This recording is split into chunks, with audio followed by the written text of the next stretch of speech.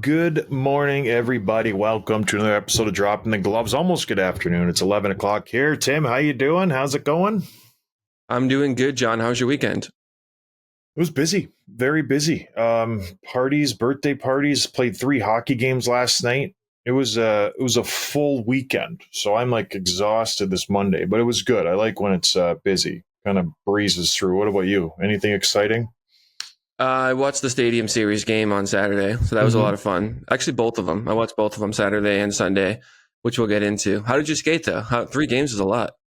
I know I had a game at 6 in the A League. We played you and I, which was that they were 16 wins, 0 losses going into that game. So they called up the big guy, crushed them 8-3. So that we handed them their first loss, which was very fun. Old time friend of the show, Jerv, was on my team. He played adequate. That means he played very well. If you say he played adequate. Well, I'm trying to be nice for Jerv. He's on my team now. I guess he was always on my team. He didn't. I don't think he scored, but he played good. And then I played a game. I just went into a random locker room. I was like, "You guys need a guy?" I'm like, "Yeah, sure." And then I played with my my old man team, my 40 over team, and we got crushed again. We always do. We're just. And by that time, I was cramping. I legit was like my legs were seizing up because I put my skates on at 5:30. And it was 9:30 at that point. So they were on for 4 straight, which was a long shift. I'm 41, Tim. That's too old. But anyways, it was a good time. Played a euchre tournament on Saturday, came first place. Very fun. 12 games. I won 9 of them. Not bad. Wow. Not You had bad. quite a weekend, huh? It was fun. Yeah. It was fun. A lot of good time. You know what else is fun? Playing Give Bettor. I almost won. It's so frustrating. I almost won again for the outdoor series. So it was another 4 to 5. I think I have to go back and check, but I'm just like a hair away from it. I'm getting very close. If you're not playing Give Bettor yet, you're missing out. It's a lot of fun. Tim plays it. I play it. It's very enjoyable. And the good thing is you can still play to the end of February to win $100 free. You don't have to do anything. You just have to sign up, download the app, go to givebettor.app/DTG. You play the game, you get 5 out of 5 right, and you win $100 free. That's it. That's all you have to do. There's no ifs, ands, or buts. There's no strings attached. You just sign up, and they give you $100 if you match it up. So go to givebettor.app/DTG, and it's a lot of fun. I want to bring up who I lost out on. I can't remember right now, but it was a good game because, like you mentioned, the Stadium Series was upon us. And I will say, out of all the Stadium Series, I haven't watched all of them just because, some were overseas, some you don't really know about. This one I was aware of. They did a pretty good job. It was at MetLife Stadium, the home of what's the football team there? The Jets and the Giants. The Jets and the Giants. And They did a really good job. They had like Tim said, a back-to-back game. They had New Jersey and Philly. Then they had the Islanders and the Rangers. I caught the Rangers-Islanders game, and it was a great game. What did you think of the Devils-Philly game? It was really good. Yeah, it was really good. I was rooting for Philly. I was watching with my buddy Wes, who is a Flyers fan. He's from New Jersey, but the Philly area.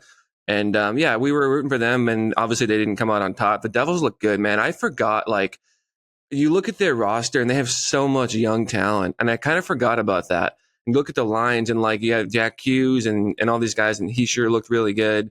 That was fun. But the bigger game was Sunday night, last night. The Islanders and the Rangers, and the opening puck drop was a really cool moment. Did you see this kid? Matt Rempe. He became the first player in history to make his NHL debut in an outdoor game. He's 6'7", 241, so he's got a little bit of John Scott blood in him. At opening puck drop, they sent him out, and he fights Matt Martin. And there was a cool stat sheet on the screen where it was like his NHL career, 1 second, 5 minutes penalty. It's pretty cool. Yeah, did you see that fight? What'd you think? Yeah, big dude. The Rangers had just scored, and they throw this big kid out because obviously Matt Martin was out for the 4th line, and it was a pretty good fight. All in all, I think it was enjoyable. Usually a Matt Martin fight now is just really forgettable, but they hung in there. They threw some punches. I think a couple connected. They got a little tired. Then it was, just more of a grappling match, but it was good for the kid. Matt Martin is not that tough as he used to be, but he's still a pretty tough guy. You got to be worried about him, and he did pretty well. 6'7", 240. It's rare you see a guy of that size enter the league these days and fight. You see the guys who are taller, like Tage Thompsons of the world, those types of players, and they're more skill-based, but I don't know anything about this Remke guy. But he obviously likes to fight. He's dropping with Matt Martin as first shift, so good for him. And then interesting comment by Matt Martin. He said Rempe had a longer reach than Chara. I don't know if I exactly believe that or how he gauges that, because I know he fought Chara a few times, so maybe he knows better than we do. But it just that's pretty good for Rempe. I didn't really notice in the rest of the game they played pretty well, but a game that's been typical for the New York Islanders this whole season. They go up 4-1, and then the Rangers slowly and methodically come back. And then the one thing that kills the New York Islanders is their discipline. Penalty after penalty, bad penalty after bad penalty. And the Rangers, they have one of the best power plays in the league, and that's what cost them, Tim. You watched the game, I watched the game. The sole reason the Islanders lost is they couldn't stay disciplined, and the Rangers power play picked them apart, even in the overtime period. So what was your takeaway from this game? Patrick Waugh, the New York Islanders, they needed to get a win, and they were up 4-1. What's the takeaway for the Islanders so far this season? Well, it's the penalties, and it's blowing the third period leads. This is the 13th one they've done this year, which is just unbelievable. They actually have fewer regulation wins than the Senators. And this is just because of all the 1 points they're getting after blowing the third period lead. They're going to overtime. They're losing in overtime. All 13 of those are losses. The stat I looked at didn't even count the ones where they ended up winning the game, even though Crazy. they blew the third period lead. And a lot of it was due to penalties. And the big one right now is Mayfield, which is he took 3 minors in the game, including the last one, about 2 minutes left, and the Rangers scored with a little under 2 minutes at Zibanejad goal, which is just beautiful. And then Panarin obviously tied it, or scored in the overtime winner with that bad turnover from Noah Dobson. But everyone's talking about Mayfield right now, and a couple other guys, Barzal and Sorokin. But Mayfield, the hate was so bad that he was getting online because for whatever reason he checked his phone right after the game in the locker room, or maybe he didn't even bother checking, but he was getting messages, and he deleted his Instagram like right after the game, within 10 minutes, deleted it. And I'm sure he was getting all kinds of hate from the Islanders fans, which is stupid. Like, it's too bad. Like, it's the stuff that like people get death threats over like blowing a lead, you know what I mean? Or like not scoring or scoring against your team or whatever. Fans take it way too far. But going back to the Islanders, it's the third period. It's just really the killer for them. Yeah, Patrick Waugh was supposed to come in and right the ship and implement his system, and they were supposed to be harder to play against and, not give up leads like this. But it seems like it's just the same old, same old. When they're playing great, they're a very solid team. If you watch the first half of that game, it was all Islanders. They were forechecking, they were generating offense. Shesterkin looked out of sorts. He hasn't played great this season to date, and even this game he gives up 5 and they luckily still win. But it's the same old. They can't hold the lead. Once they get on their heels, they can't respawn. There's no bounce back. There's no punch in their game like we saw 4 or 5 years ago when they were making the Eastern Conference Finals, when you just knew they were going to come back and they were a hard team to play against and they were making it difficult for the opposition. This team is different. I don't know what it is. If you look at their roster, they're balanced. They have great defense. Sorokin is a really good goaltender when he wants to be. They just can't seem to put it together, Tim. I don't know why. They have the leadership. It's not like these are a bunch of young kids who haven't been there, done that. This is a veteran team, one of the most veteran teams in the NHL, and you're blowing leads like this. This should not happen. So I don't know what the answer is, because you would say, they need to go out and get a vet, to teach these young guys. You have Lee, you have Nelson, you have Martin and Clutterbuck and all these guys who have been in the league a million years. There's no other option here. This is it. So I think the Islanders are done. I know I've said that before, and they've shown flashes. And I think the frustrating thing for the GM and the coach and everybody associated with the Islanders is when they're playing good, they're very good. And they can beat any team in the league, and they can go out there and compete. But it's the consistency of doing it shift after shift and game after game that these guys don't have. And I can't put my finger on it, but they don't have it. They've shown it throughout this season. If you're giving up leads, that's a terrible thing for a team, because you get a 2-goal lead, 3-goal lead. When I was playing on good teams, you're like, boom, done, game over. You can mail it in. These guys, it seems like they just get nervous and they just start to just get tight a little bit. Like, oh my gosh, we're up by 3. Not good. Not good. They would prefer to be in a 1-goal game. It seems like they changed the way they play. So is this team doomed, or does Patrick Waugh still have a chance to resurrect this season? Well, I mean, statistically, you look at the standings, they're still in it. And, the third period blowing these leads, they've done it all season long. So it's nothing to do with Waugh. But I wonder, though, this lack of discipline, does that feel like a part of a Patrick Waugh coach team that would be an issue? Or do you feel like he should be able to instill a little bit more discipline? Or is it not on him at all? And is it all about on the players? No, I think it has to do with the coach, but that's not like him, because I know when he was with Colorado, they were one of the most disciplined teams in the league. They had some toughness, but they were a very well-disciplined coach team that didn't take too many penalties.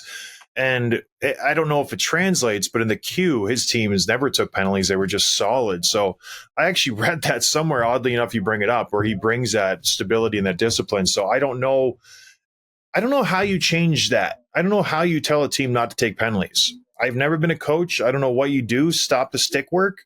Like, that's what just players are ingrained to do that. I don't know. I know when they changed the rules when I was in the league about the hooking and the grabbing and the can openers, it took a while to adjust. So it's not like a coach can just come in and say, keep your sticks down. Stop hooking. That's just a natural tendency for guys to maybe do that. So I don't know. Maybe it's just they're having a bad luck year where you're getting everything called against you. But I'm not ready to, put the stamp of them being done yet. I still think there's time for them to get back in the mix. They have a good team. I think Waugh will slowly but surely get them playing a little bit better in the third period and holding on to those leads, maybe. But they're running out of time. They've played 54 games. They have 28 left. This is panic button time. They need to start winning games. They need to start putting teams away.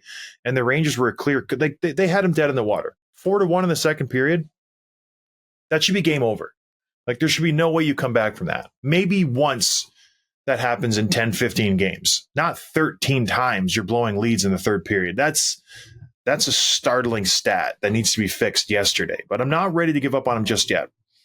Them and the Devils, I think, still have some time to get back into things. They're there, but I'm losing hope, Tim. All right, what else are we talking about? Well, I was hoping we could ignore this, or at least not spend too much time on it, but we need to address the fact that the Bruins have lost 5 out of 6 games since coming back from the All-Star game. When they lost 2 out of 3, we talked about it. I was a little bit nervous. When they lost 3 out of 4, 4 out of 5, and I was like, okay, this is kind of getting harder to ignore. 5 out of 6, they lost to LA on Saturday, and we have to talk about it. And I'll say it, I'm a little bit nervous. And I'm trying to talk myself into thinking that it's just part of the normal ebb and flow of a season where you're going to have stretches. All the best teams do, except for unless you have a historic run like last year. But most of the time, even the good teams will have stretches where they lose a few in a row and then they figure it out and they get back. And it's in a sense too, like people say, the opposite of peaking too early is getting these losses out around this time of year and then revving it up right as you go into the playoffs, which is what they're probably primed to do, or at least potentially. But what this is doing is exposing weaknesses in their roster that the goalies and the top tier players were able to save them from. And all of a sudden, these little Band-Aids are getting ripped off and these little scabs are becoming open wounds. And you look at the bottom 6 is a little bit of a problem. The defense depth is getting exposed a little bit. And some of the guys that have been like the darlings and the diehards among the fans are starting to get their names are on the list to be traded or waived or whatever. I'm looking at Jake DeBrusk, who has not had a single point since we got back from the All-Star game. 6 points, 6 games. And he's playing all that in the top 6. He's got 0 points. Derek Forbert, who has 0 points, but that's okay. He's not there to get points, but he's just slow. He looks behind the play a lot of the time. And then even Matt Grzelcyk, who's, he's not abysmal or anything like that, but he's just become expendable. Especially when you have some other young players, stepping up. Like you got Shattenkirk, not a young guy, but Parker Weatherspoon, who looks really, really good as a 6'7" defenseman. And Grzelcyk, all of a sudden, you look at what he makes, it's like he's probably not worth it. And you're going to see some of these guys who have been here forever gone. I don't think it's a trade deadline thing. It's probably an off-season thing, but you're going to see this team look a little bit different. And it's at the point now where you're up against the cap and you don't have any room to maneuver, and you have to keep playing guys like Oscar Steen and Anton Bleed and Jesper Boquist, who are all making below $1 million just because that's all you have room to get. And they just signed this guy over the weekend, Justin Brazeau, who he's it's his first NHL contract. He's a career Providence player, and he's going to make his debut sometime this week probably, just because they have no other options. They want to mix it up. They have to sign minor league players to see if maybe they'll inspire a little bit of energy. So, yeah, I'm a little bit nervous, as you can tell. What do you think? I would be nervous too. We knew last year they went all in, right? They had Bergeron, they had Krejci, they traded for Bertuzzi and Domi and Lindholm and everybody, and there was another D-man too, Orlov.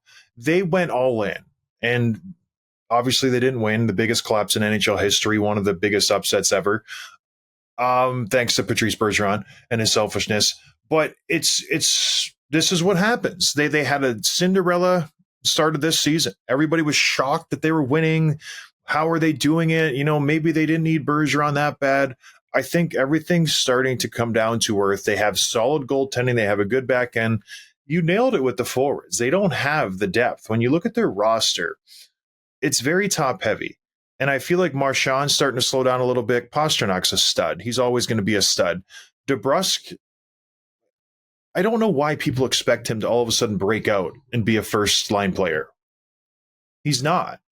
He never was, and he never will be. When you look at his stats year after year after year, he's a solid 30, 40-point guy. That's where his sweet spot is. And the Bruins wanted him to be a first-line guy, desperately wanted him to be a first-line guy, get 80 points, 70 points. They gave him every opportunity. It's not in his DNA. He doesn't – I talked about, I don't know if it was here or somewhere else, but the star players who have the most talent, and then they put in the work too, the Sidney Crosbys of the world. It's fun to see him have all that talent, and then he maximizes it. Then you turn around and you see a guy like Jake DeBrusk, who has immense talent. He's got the size. He's 6'2", 200 pounds. He's got a boom, like a cannon for a shot. I don't think he wants it that bad. I think he relies on his skill a lot, and he gets by, which is really good. Like, he's a solid NHL player, but he's not that first-line guy that the Bruins need him to be. He's a solid second, third-line guy.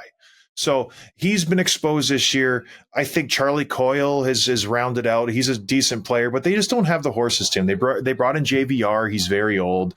It's just, you nailed it. Their bottom six is very, very average, and even their second line, it's lacking when you want to compete with the other teams in the Eastern Conference. So, and that's saying a lot, because they're a very good team. But I think, like you said, all of their shortcomings are coming to light now.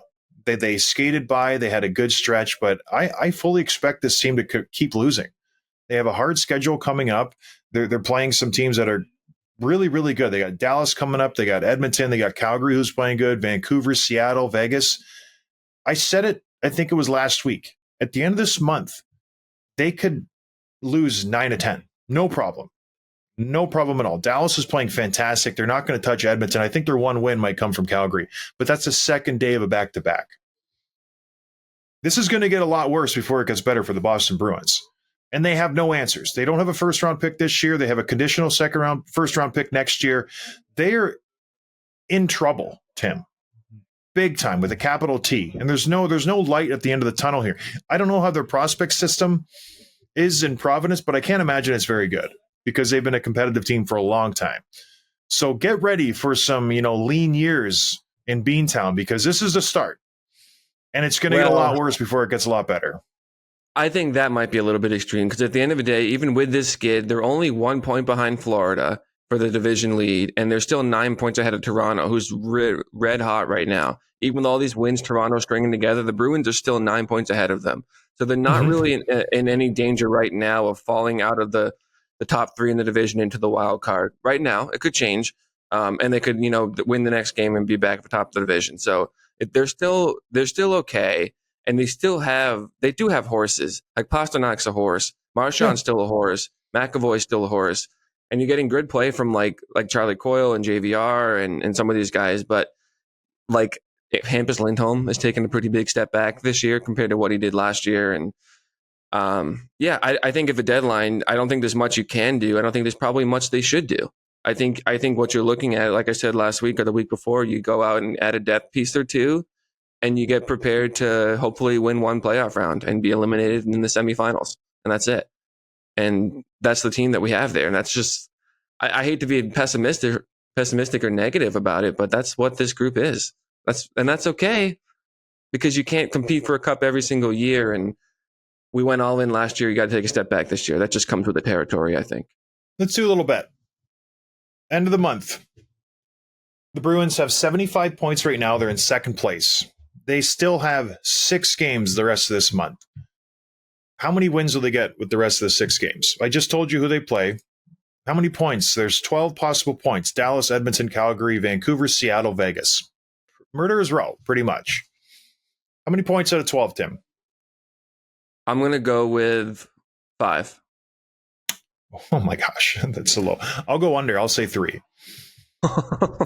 Yeah, I'll say they get a win versus Seattle and they get an overtime loss versus Calgary.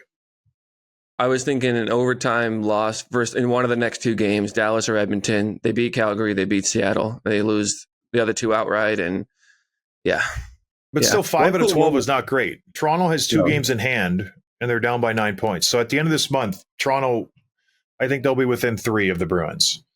That being said, you mentioned that maybe the high watermark this year is winning a playoff round. What do you do with all the UFAs on the back end? You got Grzelcyk, you got Forbort, you got Shattenkirk, you got Swayman, who's going to be an RFA. Does he go into arbitration again this year? We all know how that went. He's just like publicly outing them, telling them how hard it was. You got DeBrusk up front. You have a lot of players that you could move at the deadline that are valuable pieces for other teams. If you know you have no business being in the playoffs, do you move those guys or you just kind of stand pat? No, you don't move them, especially because you look at the goalies. I was thinking about that this morning. You have 2 goalies, and I don't think it's likely to happen, but who have the potential to win a playoff round for you. And I think that's probably going to be Swayman. He has a higher upside than Ullmark. The stakes are too high, and the potential is too good to be a seller or anything of a deadline. But I think this defense is going to look very different coming into next year. I think Grzelcyk's probably gone. Forbort's gone. Shattenkirk, maybe you bring back, but he's 35. You know what I mean? So, Parker Witherspoon, I think the biggest question is, what do you do with the goaltending? At what point is the luxury of having 2 Vezina Trophy goaltenders going to be too much? And you have to maximize on that and get some return for them because teams need goaltending. You know, there's teams around the league who are just dying to have one of these guys. So if you could unload Ullmark, get out from under his $5 million because Swayman is the future, wouldn't that make sense? It almost feels like the Vegas Golden Knights 2-3 years ago when they have Robin Lehner and Marc-Andre Fleury, and then they ditch Fleury, or the Pittsburgh Penguins and they have Yari and Fleury and they ditch Fleury. Do you see that being an option? Because if I'm Don Sweeney, I'm looking at my goaltending duo. I pay him almost $9 million. I can only start 1. Why wouldn't you trade Linus Ullmark? You brought him in from Buffalo. You signed him. Everybody thought you were crazy. $20 million, 4 years. The guy's played fantastic. He's got a Vezina. They won the goaltending, the Masters. I can't remember what the trophy's called, but why not trade him now? His value will never be higher. He's not going to be the starter next year. He's going to be a backup making $5 million. To me, that makes a lot of sense. Well, you asked at what point is that too much of a luxury? I would say 6 months ago. That's the point. Last summer, you should have done that. And I understand the argument against it, but I think Swayman's ready for the workload, and he's your guy. And you're going to need to pay him a lot this coming year because he's going to be an RFA again. And after arbitration, he's not going to take any team-friendly deals. He's going to want to get paid. So, yeah, but that doesn't mean that you trade Ullmark. I don't think anything's going to happen this trade deadline. I think the Bruins are going to go and see what they got. And I think hopefully this is just a little skid and otherwise successful season. And then we'll see what we got in the playoffs. All right. I'm excited for them. It's nice when they lose for me because it's just like it's obnoxious when they win. All right, Tim, what do you got to say about Wendy's, Tim? Delicious Well, I Wendy's. I'm going to tell you and all of our listeners that Wendy's is letting you win real food with your fantasy teams this year and daily face-off. For those of you who smoke the competition, Wendy's is rewarding you with weekly prizes that will have you winning despite your lack of team building skills. Download the Wendy's app and score yourself 150 bonus reward points on your first order and grab a sweet victory from the mouth-watering jaws of defeat, along with some fresh, never frozen beef. Sign up to play Daily Face-Off to win weekly prizes like the spicy chicken sandwich from Wendy's and the Wendy's app. So we just touched on the Bruins and Toronto. Let's kind of look around the league a little bit, do a little bit of standings update, which we haven't done in a couple of weeks. So speaking of Toronto, they're now 3-0 since Morgan Rielly got suspended. They're looking really good right now. Matthews scored his second hat trick back to back and his sixth of the year. I saw that. I'm like, I thought that was a mistake or typo. That's remarkable. Six hat tricks this year. He's on pace for 75 goals, which I think would tie McGillney for like seventh or eighth best season ever. And the Leafs, so they're doing just fine without Rielly, and they're winning right now. They've crawled out of the wild card. They've surpassed Tampa there, not by much, and they're not threatening the division lead just yet, like I said. But they're no longer in danger of missing the playoffs, which we said was possible last week, where you lose Morgan Rielly, you lose these 3 games, and all of a sudden you're on the outside looking in. They pulled up the bootstraps. They got some wins together, so they're looking pretty good right now. Yeah, and they've been doing it in decisive fashion. They just mollywop the Anaheim Ducks 9-2. They take care of the St. Louis Blues, who at that time were the hottest team in the league, 4-1, and you squeak by the Flyers 4-3 in overtime. But yeah, Austin Matthews, pretty impressive. It's remarkable that he's doing it, and he's doing it relatively quiet. Not many people are talking about what he's doing. Has it become the norm for him to just score that many goals, to just light it up, and people kind of just ho-hum, whatever? Another hat trick. It is what it is.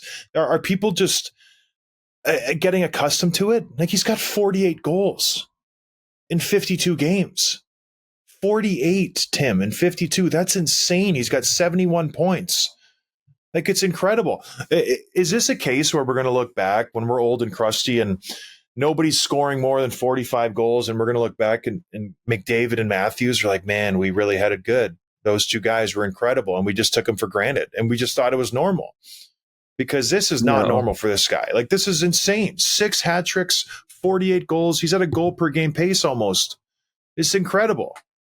Well, when we're old and crusty, the way the league settings are, the rules are going, there'll be 10 guys in the league who have more over a goal a game in 15, 20 years. That's just where it's going. But back to Matthews, he's doing things that Ovechkin never did.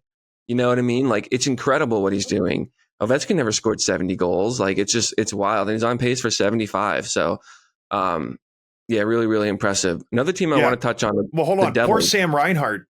He's having a career year. He's got 39, going to get 50 goals. He hasn't sniffed any. Well, he had 49 a few years back, but he's no, sorry, he didn't. This is his career high in goals this year. He's got 39 and 59 in 55 games, and no one's talking about him because Austin Matthews is just lapping the field. But and it's just crazy because Kucherov almost has 100 points already. It's a resurgence for points this year. It's unbelievable. McDavid's not even going to be in the top 3 potentially in points. There's a shift here. McKinnon's really turned it on this year. It's fun. It's fun for hockey. All right, what else are we talking about, Tim? Well, the Devils are 3-1 in the past 4 games and just 2 points back from Detroit for the second wild card spot. This is the team I said 2 weeks ago is going to have a really strong second half, and they're looking really good right now. Meanwhile, the Penguins only 3 wins in their last 10. In case there was any more doubt, they're officially sellers. Like, they are out. They're done. And you're going to start to see these rumors heat up with Guentzel and some of the other players probably too. They want to clean house. Yeah, I was going to say, I watched them play the Hawks the other day, and outside of Crosby and Rust, they won the game. Yeah. But the cupboards are pretty bare there. Like, it wasn't that impressive. Carlson looked very pedestrian. Even Letang, wasn't that noticeable. It was Sid the Kid. And he's been carrying this team all season long, even to this dreadful point mark they're at 55. He's been incredible. Crosby has been their best player by far, by a country mile. So, like, Kyle Dubas, can we, like, what is going on here? Because he was brought in to be like the Theo Epstein. Like, he is the mastermind. He's going to come in and revamp this team. He's going to squeeze the last juice out of these guys. Abject failure to date, correct? He brings in Erik Karlsson, a terrible move. No one knew why he did it, trading picks and players. He got out from a couple salaries, but my goodness, this team is just a complete mess right now. And this is it. We talked about it a couple days ago. Like, this is their team moving forward. Crosby, Malkin, Rust, Raquel, Karlsson, Letang, Graves. That's it. No, it's not good. It's not good. He made a bad situation that was Pittsburgh, an aging team with aging stars who are getting worse. And he just said, let's add another guy to the mix. Let's add another aging star who was past his prime and makes way too much money. Can you imagine that? The reasoning that goes into that? He's talking to the scouts and the guys, his advisors. What do we need? What do we need in this team? Youth, no. Draft picks, no. Let's get another guy who's old and makes a lot of money. Too much money. And is terrible at defense. Let's do that. Let's do that. Okay. Then we'll win. It's like, are you nuts? You absolutely crazy. Yeah, I knew this was a bad idea as soon as they did it. Was there no scenario in your mind where you add a 100-point defenseman and make yourself a better team? No, because he was a 100-point defenseman, but what was he, minus $1 million? So he had a ton of power play points. He was minus 26 and he had 101 points. The net gain there is not there. He's a terrible defenseman. Yeah, he has been for the last 4 or 5 years. In Ottawa, he was respectable just because I think his athleticism made up for a lot of mistakes that he made. He was able to lead the rush and be the first guy back. I don't think he has that ability anymore. The game's faster. He's slowed down a touch. And you can't do that anymore. So, like, he's still getting decent points. He's got 38 points. Like, he's playing great. It hasn't made Pittsburgh any better. So, Dubas. How long is his runway in Pittsburgh? Because isn't he the president, the GM, like the whole kit and caboodle? They just gave him the keys to the kingdom there. How long does he have? That's a good question. I feel like probably a while. I don't think he would have taken it unless he thought that he could like build something, because he knows his window was very small. And I don't think he would have left Toronto to join a team with a closing window unless he had some sort of understanding that he'd be a part of the rebuild as well and make it his team in 2 or 3 years. But now he's botching the Guentzel thing now. Like, he's just absolutely botched it. How? Either re-sign him or trade him a month ago, right? Like, you knew your team wasn't going to make the playoffs a month ago. Now he's hurt. So who knows what's going to happen? GMs are going to be a little gun shy on him. Like, oh, is he going to recover? What Jake Guentzel are we going to get? Nobody knows. Ugh. So bonkers. Absolutely bonkers. Let's keep moving down the line here. So out west, the division leaders have pretty much been the same as what it felt like the entire season. In the Central, you get Dallas, Colorado, Winnipeg. It's been that basically since October. And in the Pacific, Vancouver, Vegas, and Edmonton. I know Edmonton came in late, but they've been, locked into the top 3 for several weeks now. The Kings have won 3 in a row. Another team that I call would have a strong second half. They beat Pittsburgh, Boston, New Jersey, and Edmonton since the All-Star break. They're beating some really good teams, and actually only 1 point behind Edmonton, but the Edmonton has two games in hand. So they'll probably will end up being a wild card team, but they're looking pretty good right now. And the last one I want to touch on is Minnesota. They're making things very interesting. I know you're not big on this group, but they've won 7 out of their last 10, only 4 points behind St. Louis, and could challenge them for the second wild card spot. Meanwhile, the Flames and the Kraken, who are in that mix, as well as our Predators, who are still ahead of the Wild, seem to be falling away. So I think it's probably going to end up being St. Louis and Minnesota in the 2 wildcard spots out west, although things could change any day now. Yeah, good for the Wild. They've been playing good hockey. They've been beating the teams they're supposed to beat, but I don't envision them being maybe the second wildcard spot. I don't know. That one is the one that's up for grabs because Nashville has been playing terrible. Like, absolutely just been slipping. I thought they were going to be there for sure, but I don't know what's going on in Nashville, but that second wild card spot will be fun to watch because it'll be a Blues, Preds, Wild, and then, like, are the Kraken going to get it together ever?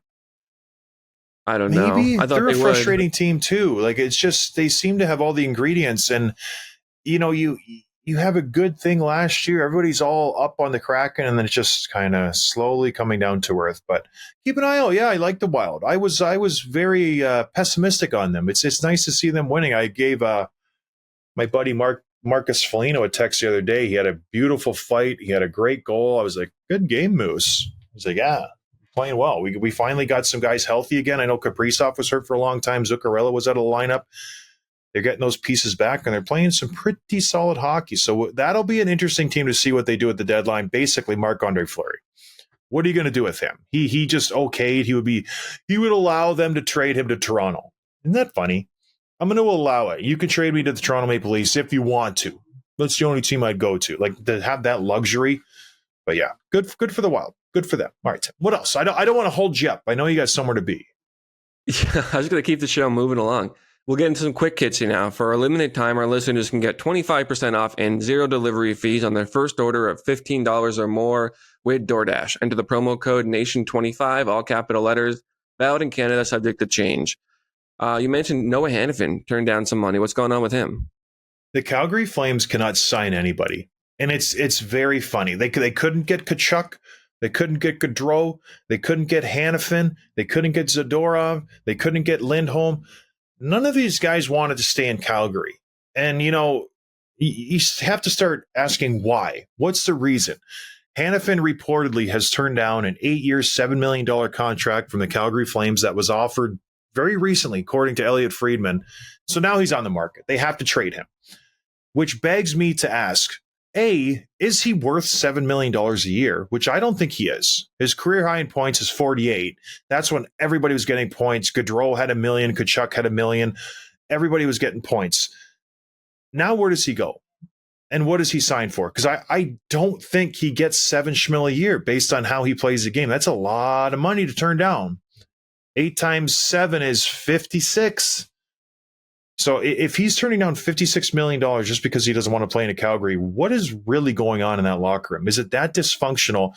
They got rid of Sutter. Everybody thought that was the problem. They got rid of Zadorov, who was challenging everybody on the team and calling out everybody. What's the issue in Calgary? Why do these guys not want to play there? And where does he go? Because he's going to be a highly coveted guy now that he's officially on the market.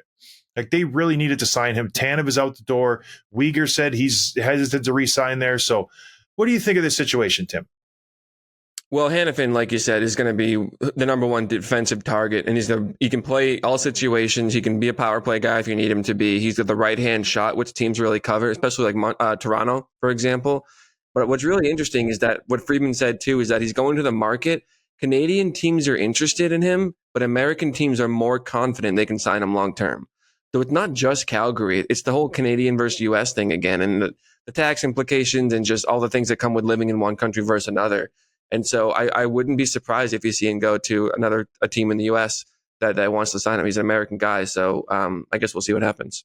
Before the Calgary fans roast me, I misspoke. I said Uyghur doesn't want to resign. He's already resigned there. I meant Tanev. So let's just – I know we'll get hate mail. I misspoke there. But, yeah, it's too bad. Hanifin's a good defenseman. He'll go and he'll get his money. But, yeah, it's not good. In Calgary, they went from being just a Stanley Cup contender 2 short years ago to everybody wants out, like a full-on jettison, all the players. So, I don't know, maybe they could regroup and move on from this. But poor Craig Conroy takes over a situation where literally everybody wants to leave. I think they just have had enough. You know what I mean? They've been there a long time. Hanifin's been there a long time, Lindholm especially.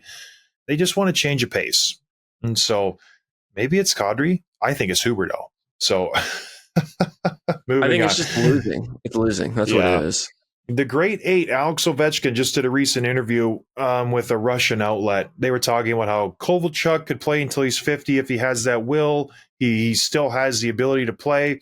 Ovechkin made some interesting comments. The person interviewing him asked him if he's going to play out his contract. And he's like, yep, I'll play out my contract and then I'm done. And the reporter asked him if he is going to stick around to get the record, the goals record, if he hasn't broken the record by then. And he said, no, once my contract's up, I'm most likely going to be gone.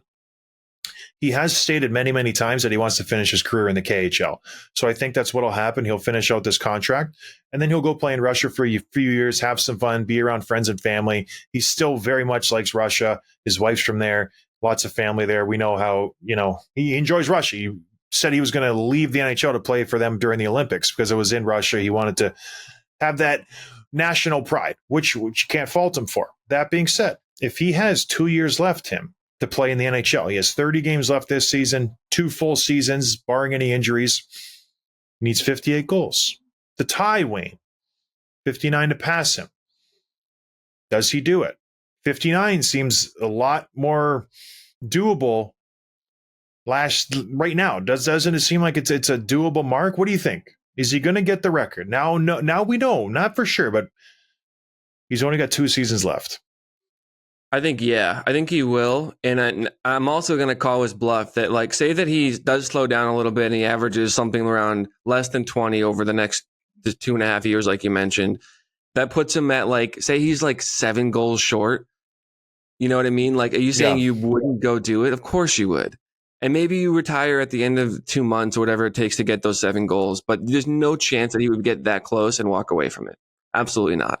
So I don't think him, that's probably what he means. And 2 years is a long way out, but, yeah, I think he ends up doing it. I'm talking myself into it. I still am on the fence, but I do think he will come up short. Just based on how he's been playing. His 6-game goal scoring streak just ended. I'm expecting him to go on a long no goal scoring streak in the foreseeable future, but he's 38, you know. He's going to be 41 by the time the contract ends. So it's a tough league.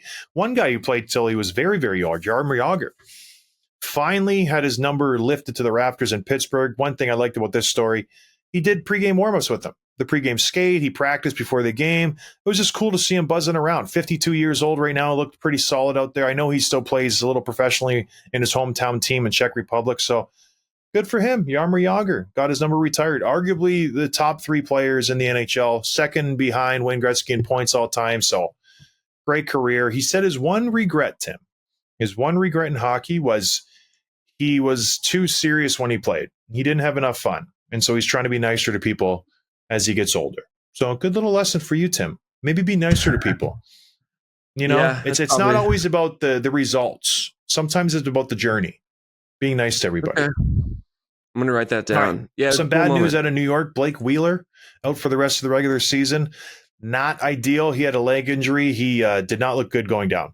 The Rangers just cannot seem to get out of their way for leg injuries. Capo Caco went down at the earlier of the season. He's back playing, but Blake Wheeler, tough run for him. Signs in New York, wants to kind of resurrect his career after being unceremoniously stripped of the C in Winnipeg, and not going well for him. So we'll see. Maybe he'll be able to come back for playoffs. But how much of an issue is this for the Rangers? Because he wasn't a huge part of that team, but he still played some minutes.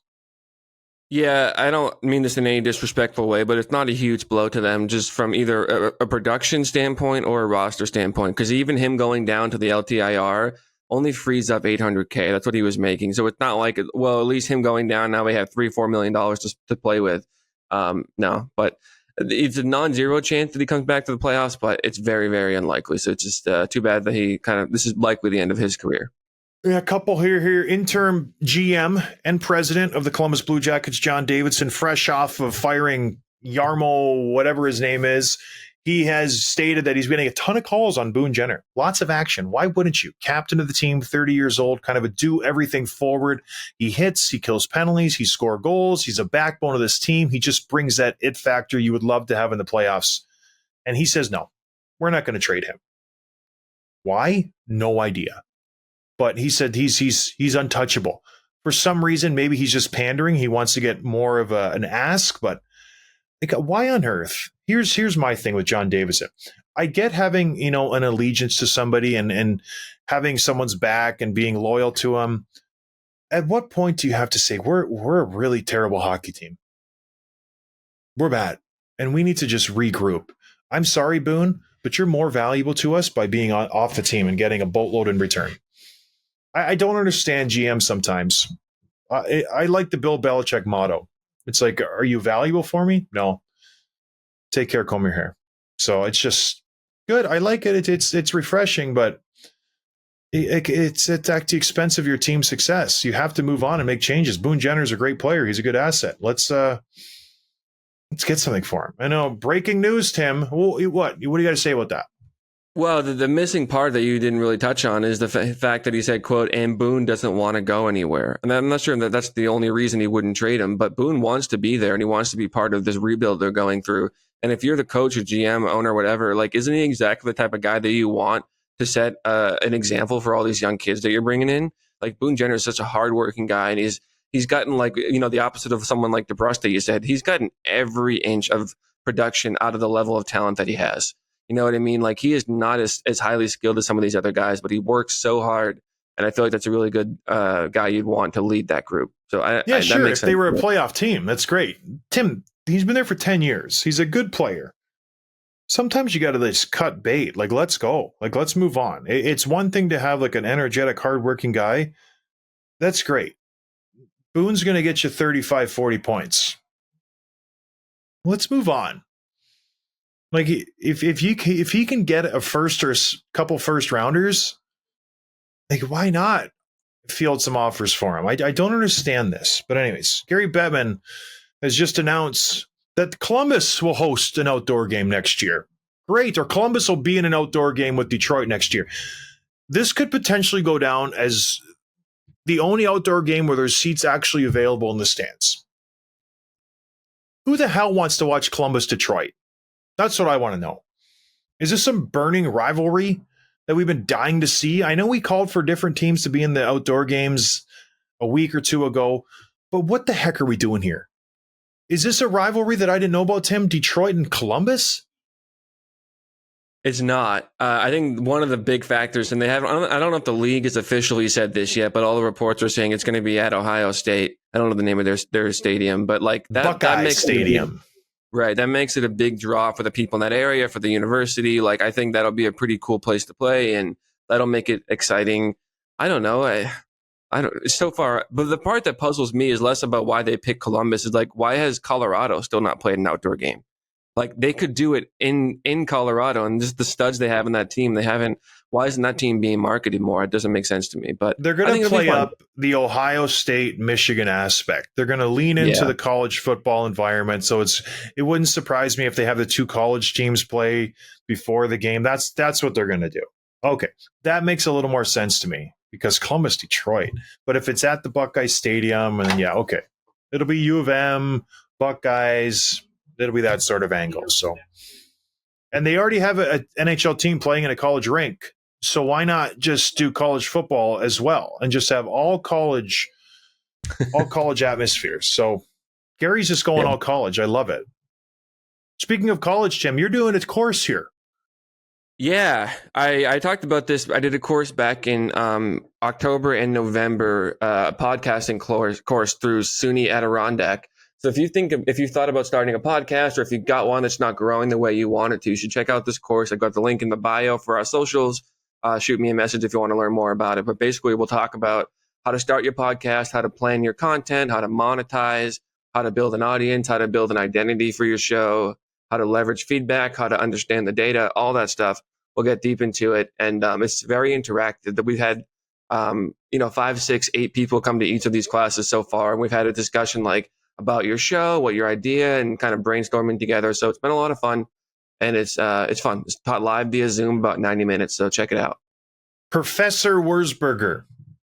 That's what you have to call him during the class. Yeah, during the class, just for 90 minutes. And it's then very structured. All the emails. Yeah. It'll be fun. Now check it out. Well, that's exciting. Congrats on that, Tim. They obviously liked what you did. They want you back. It's pretty neat. Good for you. Yeah. They don't ask about me? No. They know they can't afford you. They're missing it. They're really missing an opportunity. All right, everybody. Thanks for listening. We appreciate the support. I hope you had a good weekend. We'll be around all week, so stop on by. Cheers. Thanks for listening to Dropping the Gloves with John Scott, a member of the Nation Network of Podcasts. Subscribe wherever you get your podcasts from to never miss an episode.